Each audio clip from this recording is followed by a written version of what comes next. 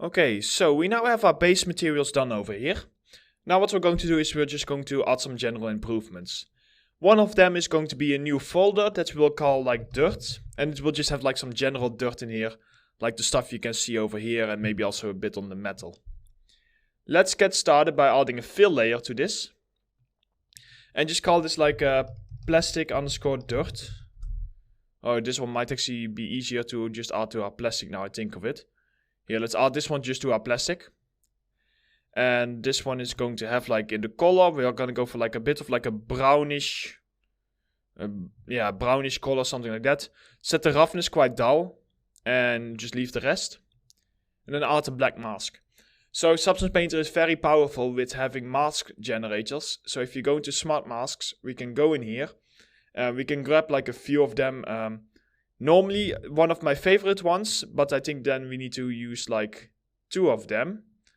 So I will use one of them in the main folder and this one, don't worry, I'm talking gibberish, I will explain to you later. First of all, for this one I want to get like something that is like dirt, I don't know, dirt soft edge. It's very subtle. Let's see if I just click on the dirt and set it a bit stronger. Oh hey, okay, fair enough, that actually does sort of make what I was looking for. Let's do dirt soft edge then. Let's tone it down a little bit. And let's go ahead and then of course you can see that we have some seams over here that we need to fix. First of all, let's go into our color and just set the color to be like a little bit more of like a brighter dirt, like this. And then the way that you can basically paint out this mask, you cannot do it like this. You cannot actually paint on it. But if you go down here and add a paint layer, you then have a layer in which you can, for example, set your flow high, your size low. You can even go into your brushes and give it like a different brush. And then if you press X, you can switch between black and white. So setting this to black, you can go ahead and you can like in these areas, just paint it out because else you will be able to see the seam and that will not look very nice. So just whenever you be able to like see the seam over here, it would be better if you just like paint it out a little bit more. It's a lot of dirt anyway, so we need to do some painting out anyway. Over here, like that. And then for the rest, I'm gonna switch to, for example, my dirt 1 brush over here, which is like a soft dirt. And then in here, I can like do some manual hand painting here and there. I can also press X and, for example, like paint in some dirt, like around the box over here. But just in general, it is handy to do like something like this. And doing manual dirt like this, you can actually paint over seams, which will give you a better effect if you want to still have dirt on the seam. We have a really strange looking artifact down there, but honestly you cannot see it, so I'm not gonna bother fixing it right now. And then in here, maybe I would want to have a bit of dirt, because you would, if you think about it, like such small cavities would be like a perfect place to have dirt build up. Okay, so we got that one. Now what I wanted to do is I wanted to duplicate. So right click and duplicate layer your dirt. And add this to your dirt layer and just get rid of all of these masks. And then also just press assign new black mask. This will basically reset your mask. The reason I want to do this is because there's a smart material that I tend to always use, which is called the dust occlusion material. And this one just adds like some general occlusion dirt here and there. And you can see it like the dust that you can see down here. And for that kind of stuff, like it's perfect. So I can like tone down my level and my contrast. And I can just give it like a little bit, also in like other cavities. I can just in general give it like a little bit of like a dirt look here. So maybe if I like tone this down a bit more. Okay, actually we need to be very careful for that one. So let's not have it that strong. But we can like add some roughness variation to this later on over here. And the way that we can do this is, well actually we already have like the roughness variation. So maybe if we just make it a bit stronger, you can see it. And maybe set the roughness variation above your height detail so that it kind of like overlays. Here, see? There we go. So that works a bit better. So we got some roughness variation. But yeah, okay, so this one is just like the dust occlusion. Now what we want to do is maybe add some very small custom dirt, like you can see around these screws. Because we have so little of them, honestly we can just add a quick fill layer to our dust occlusion over here.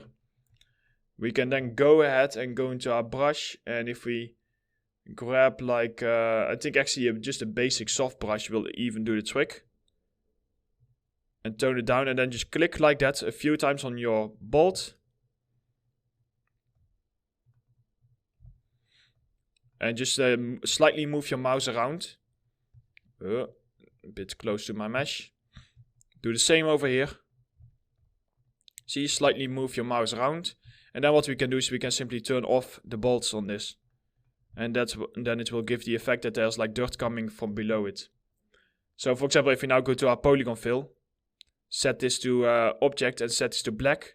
Here, see, you can now just deselect the bolts, which in turn give you some dirt sitting behind it.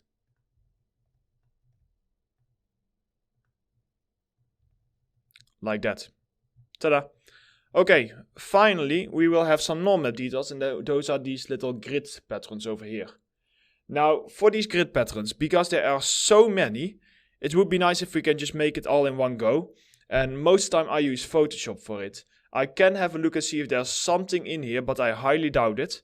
That already fits. So if we, for example, go into our metal down here, we can create another, not a folder, create another fill layer that we'll call like grid with a black mask. And this is the one that we're going to use for this.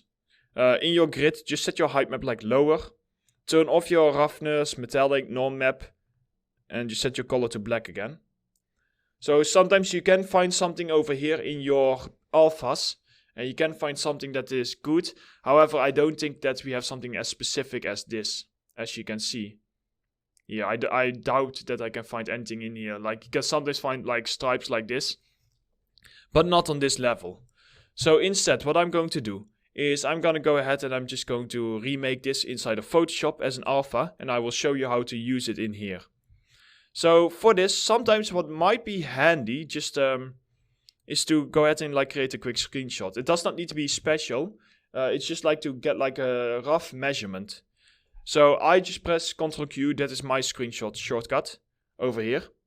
And that has opened now in my other screen. So now what I'm going to do is let's open up Photoshop.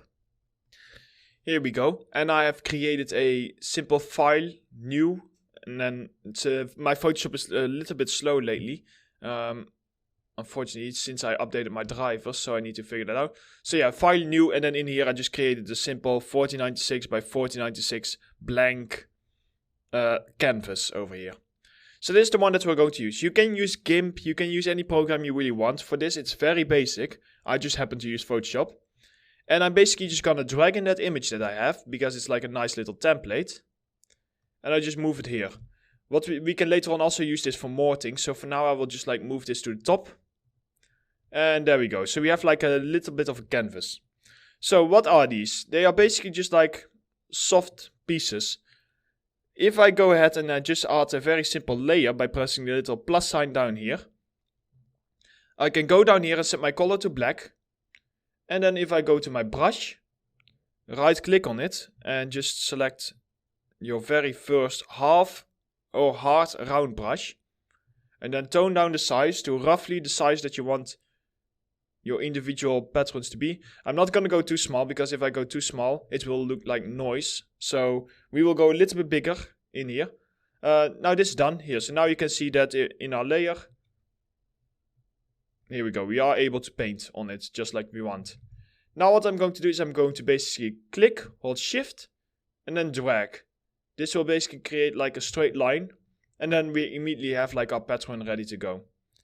Now at this point, I'm gonna go ahead and have this one. I'm going to hold Alt, Shift, and then using my move tool down here, move it down. And yeah, quite close. And then hold Shift only and then move it out halfway like this. Then if you hold Alt Shift, the line state should be able to read the same distance. If you don't have this, you can go to View, turn on rulers, turn on snap to, and in the snap to settings just set it to everything. And then you get like these orange lines that you have over here. And basically these orange lines, they can roughly see what our density was. So for example, now we are at so and so many pixels like this. And then what I can do at the very last one is I can go ahead and I can move this one down like this. And then we have like one part. Now if we go ahead and in our layer tab, just scroll down and select all of your layers. Right click and merge the layers. With your move tool still selected, if you now press W, or W, if you press your arrow key, you can actually go move it up and down to get it into like a nice location. And after that, it's literally just a matter of doing this. Over here. And just start to copy this. There is a repeat action in Photoshop. I think it's Ctrl-Shift-T or something like that. But for this specific case, because we are and duplicating and moving it, it does not work for some reason. I don't know why. But in any case, you can see that now this is exactly the pattern that we have in real life. So, and because it is snapping, it's not too bad for us to just move this around.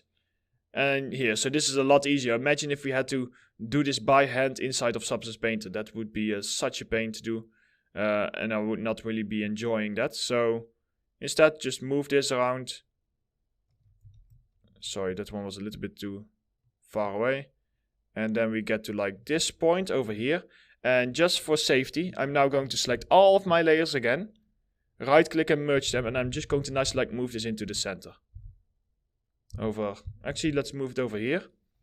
And then if it's because I merged them together, now I can do this. I think if I now finally select these ones as at the end.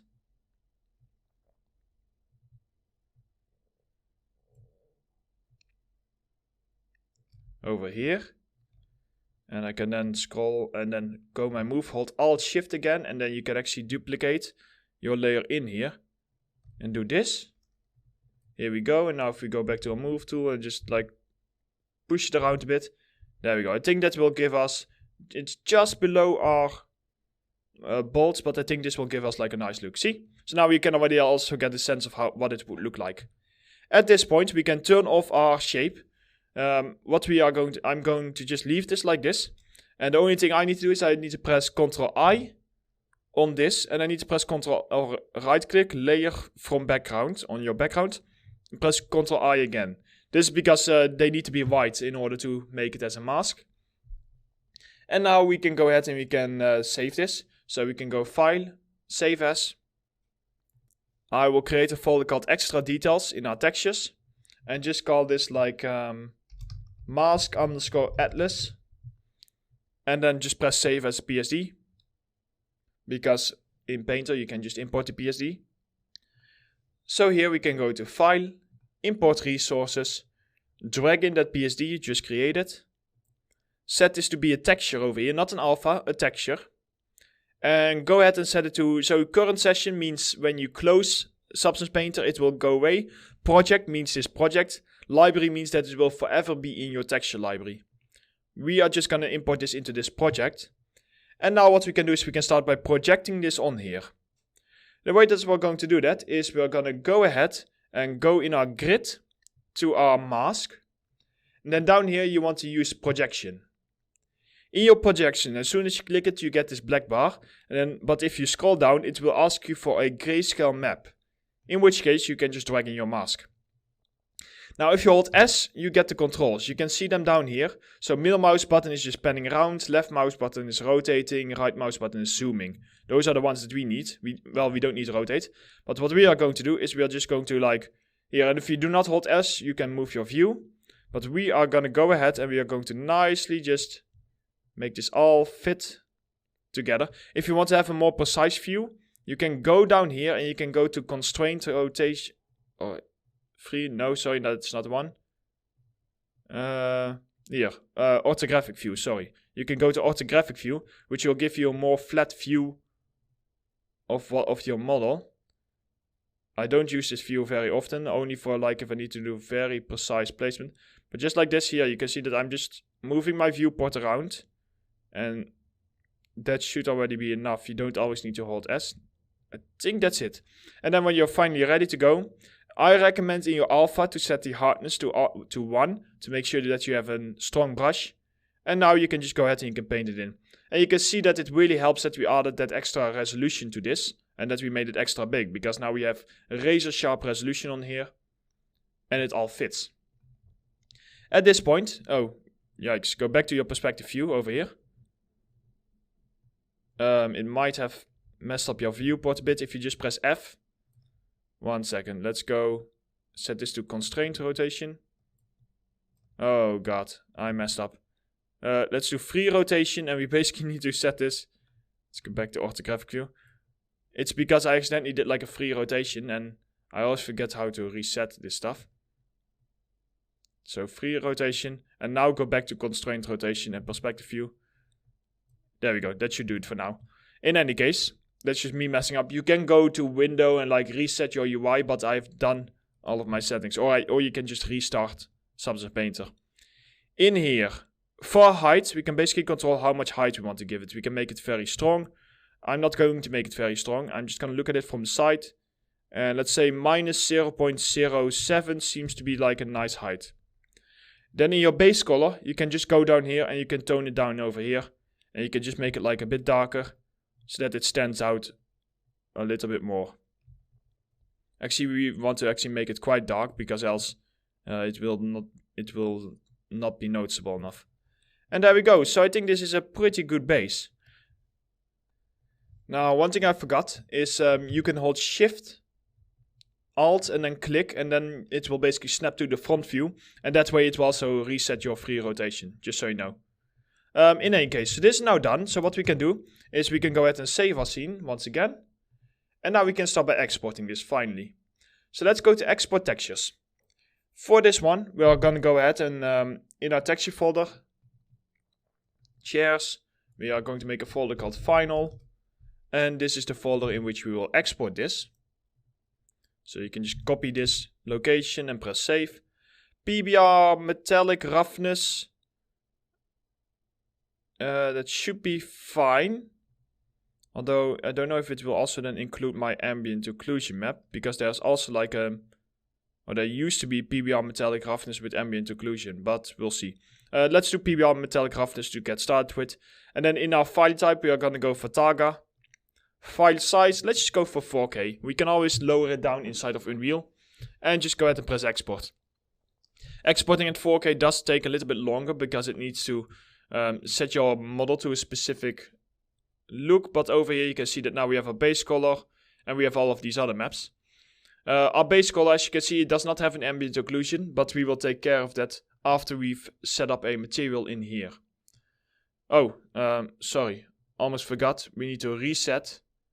So we actually need to make a special material, because we're gonna go ahead and change the material look in here.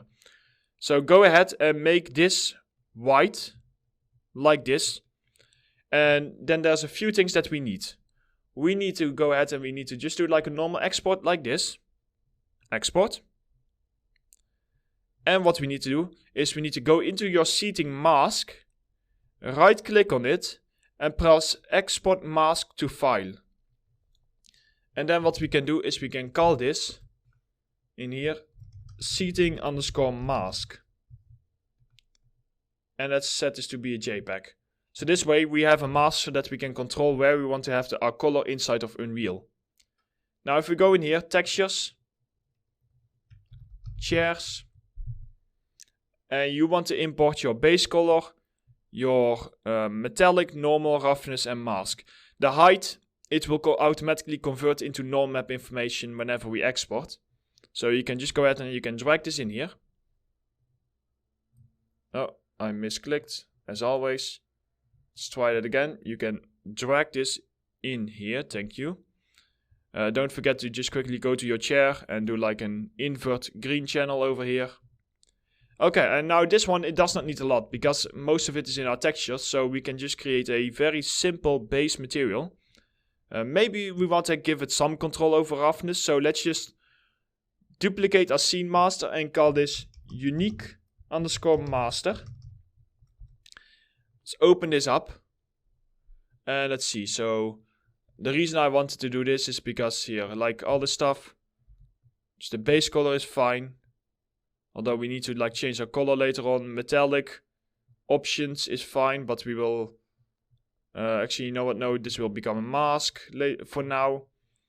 We will have our roughness map. so roughness amount, and we will have a norm map, and our tiling needs to stay at 0, so we can also do that. There we go. So at least now I have this left over. I'm gonna go ahead and I'm gonna go into my chairs, and I'm going to, let's go ahead and select the base color and just assign this in here. Let's go ahead and select the roughness, assign this in here, and let's go ahead and select the normal, assign this in here. Then what we have left is we have our mask and we have our metallic, which we can go ahead and import. This is the metallic. So for this one, right click, convert to parameter, metallic, and go ahead and throw this into your metallic folder. And then we have our mask, which we need over here. In our base color, what we're going to do is we are basically going to lerp our base color with the actual base. This means that it's like a blend node.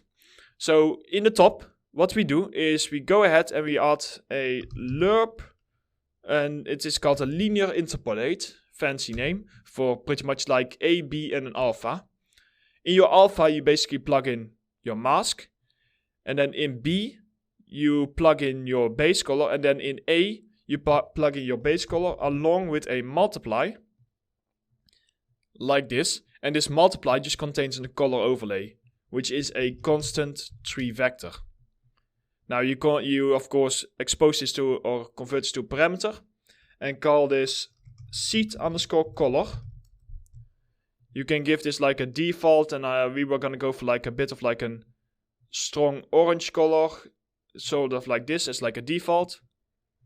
You plug this into A, and what it will do is it will basically overlay this color on top of our base color. But because this overlay will only happen wherever we have our seating, automatically the rest will look normal.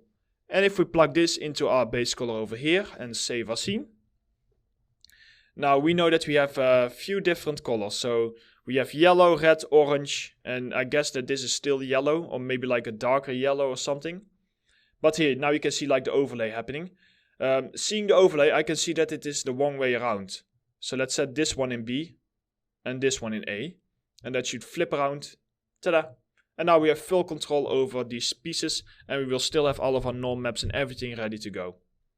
So we can now go to Metro Interior, go to our materials and right click and just create a material instance and call this chair underscore red. And once we've done that, we can already like add this as like our default. So we have our chair double. We need to first of all just press re-import, because I can remember that we changed our UVs and not yet re-imported it. And then add your chair red, press save, and there we go. So this is now our default chair that we have over here. We can then go in here, and we can of course make some changes to the default, and then we'll see how it looks. So our roughness amount is pretty good. Our seating color is really dark. So let's go ahead and let's try and make that like a little bit more manageable simply by moving this around. Here, see, something like this seems quite good. And I'm just trying to kind of get like sort of like the reference over here. Now that we know this, we know that, okay, so this needs to be a little bit less dark. Oh, we have some slight reflection warping, which I'll also have a look at. Our plastic needs to be lighter, and our metal needs to be a lot lighter. So, of course, our lighting is also not really helping. So in our seating, in our high detail, let's go ahead and just tone down the blackness of it. Then we have our plastic and our base plastic. We want to go ahead and just make this a lot lighter, because this is of course not the same type of lighting as that we have. And then in our metal, our base metal, we're just going to set it completely to white also. And let's just re-export this and see if that works a little bit better. And then later on we will also do lighting pass, and after we've done our lighting pass we can have a better look and see if there's any changes needed. Re-import everything except for the mask. There we go. So see, that's light, not light enough yet, our plastic. Let's make it a bit lighter even. Like this. The darkness is looking pretty good. I think the reason that we have these artifacts is because our norm map is a little bit too strong. And I feel like our norm map is also exporting at 8 bits. While I believe it works better at 16 bits. Last time I checked. So in my height detail, just tone down your height detail. Export this. And for the fun of it, just set this... Oh yeah, wait. TJ. TJ does not do 8 bits. In that case, leave it. It should not make that big of a difference. It's just that sometimes it reads a little bit better in your norm map if you do that. But, yeah, we'll see how it looks. Okay, so let's say that we now have like our base color ready to go. And after this we will do some lighting. I'm gonna go at first in my materials. Duplicate this and call this chair underscore yellow. And duplicate this again, chair underscore orange. So yellow goes in here. Then we have red. Then we have orange. And then we have yellow again. So now if we start with our yellow. Let's move to the side and actually also just open up your orange, by the way. I can now go in my yellow. I can go to my seed color and I can just start moving it around. Until I get like the yellow color. Like that. Press OK. And then go to your orange. And your orange is this one. And that one we will just make it a little bit more like this, a little bit orange. Here we go. And then we have like our different color seeds. Colors are not yet perfect and our reflections are also not yet working very well. The roughness is even actually really strong. So I'm not sure if it's useful if we set this a little bit lower. Let's see. If we go to our orange. Here, let's set this to 2 probably. Our roughness. Because it's a little bit too strong for my taste. So 2. Save. Another times 2. Save. I know that these have been long chapters, but we just need to do this if we want to like do some polishing. But at least we now start to get some color in here. I think the next part would be for us to do like some proper lighting paths. And once we've done that, then we can just continue balancing. We still need to create like for our small assets. We need to work on it. But at this point, it's a bit tricky to know exactly what we want to do without the short lighting paths. But this kind of stuff over here is looking great. So that's working really well. So that's fine. I don't know if our metal was completely white already, I assume. Yeah, here. So it was perfect white already. So maybe the only thing that we can do to kind of like make it stand out a bit more is to make the roughness a little bit lower. But that's the last thing that I will do. You can also, your ambient occlusion map, you can export it. And the way that you would do it over here, but it's not really needed so much for this asset, is you would go to export textures. And what I tend to do is if I just need to very quickly, that's a bug over here, don't worry about that. What I need to do if I need to just very quickly export only my ambient occlusion. There is one that you can like export all of your baked maps in here. But if you just go to output templates, press plus, double click on the name and call this AO. You can just add an RGB. So first of all go to PBR metallic roughness and just like press Ctrl A and just copy this text. And then in your AO add an RGB node. Paste in the text and just change the word base color to AO. And then in your RGB, you just want to go ahead and just grab your mesh maps, ambient occlusion, and just put it into like your gray channel. Because this is the template that you see over here. So now if I go down here and I press AO and press export, it should have exported for me a proper ambient occlusion map that we have baked down. So that if I go in here and I drag in that AO map,